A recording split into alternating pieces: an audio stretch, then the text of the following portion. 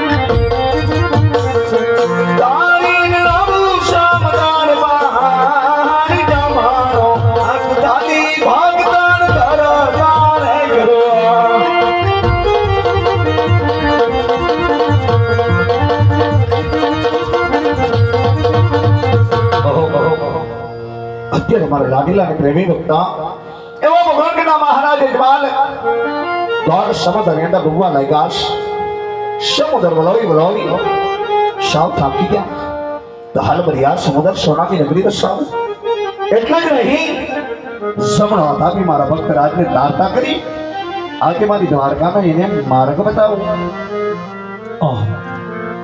તો સમુદ્ર વિલાવ થાકી ગયો છો પણ સામે મારા પ્રભુના દ્વાર દેખાય છે તો ચાલ દ્વાર ખોલીને દર્શન તો કરું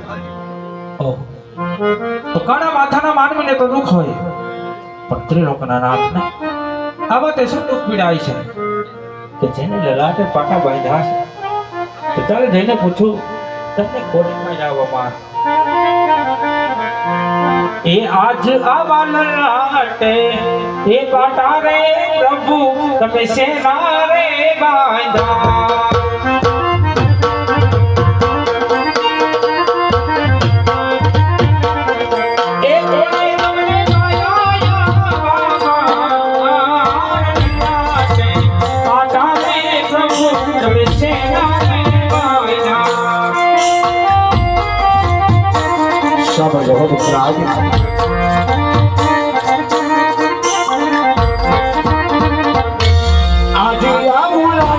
Hallelujah.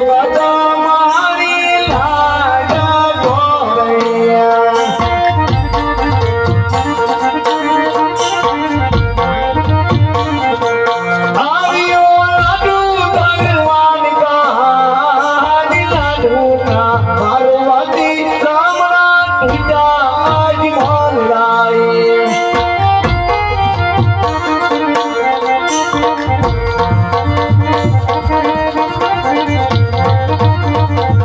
એ આજુ આવાના ડુંગરા મરવાથી રમણા બધી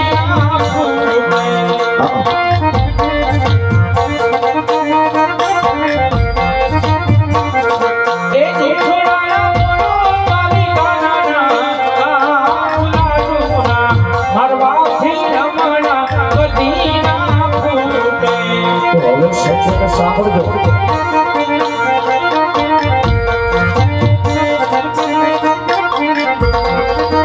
અરે આવાલાનું ના મારવાથી સંતોષ ભવારા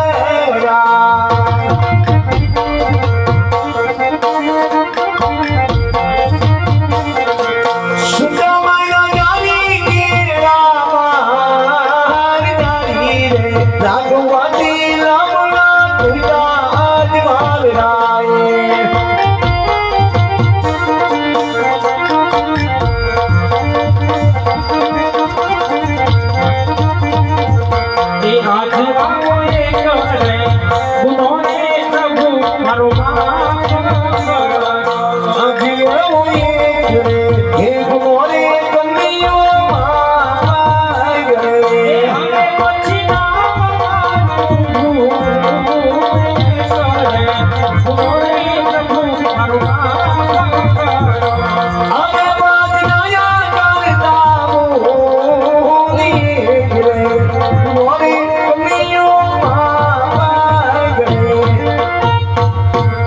માલરાય ભગતને માટે કોઈ ગુના ના હોય ભગતની કોઈ ભૂલ ના હોય માટે કહો ભક્તરાજ ઓકળન ગઢ જેવી ડીંગી રાજ છોડી જંગલ જંગલ ભટકી આ સમુદ્ર વલોવી કન્યાના દ્વાર સુધી આવવાનું મને કોઈ કારણ બતાવો ભક્તરાજ હા પ્રભુ આપ તો બધું જાણો છો વાલા તે મારી કસોટી કરો છો પ્રભુ હા ભક્તરાજ બધું જાણવા છતાં જ આપના મુખથી સાંભળવા માંગુ છું હા પ્રભુ તમારા મુખેથી સાંભળવા માંગતા હોય ને વાલા હા તો સાંભળો પ્રભુ કહો ભક્તરાજ કે એક સ્વાર્થ ને એક પરમાર્થને કારણે હું અહીં સુધી આવ્યો છું પ્રભુ ભક્તરાજ આમાં મને કાંઈ સમજણ ના પડે માટે વિગતવાર વાત કરો કે કયું તમારું સ્વાર્થ અને કયું તમારું પરમાર્થ છે? હા પ્રભુ તો સ્વાર્થ કહેતા હું પાપી પેટે વાંચ્યો છું પ્રભુ અને પરમાર્થ કહેતા કહેવાનું શું થાય હા પ્રભુ પરમાર્થ કહેતા કે બાર ગામ સુધી ભેરવા નામનો રાક્ષસ હાહાકાર મચાવે છે પ્રભુ હા ભક્તરાજ જો આનો કાંઈ ઉપાય થાય મને તો કયો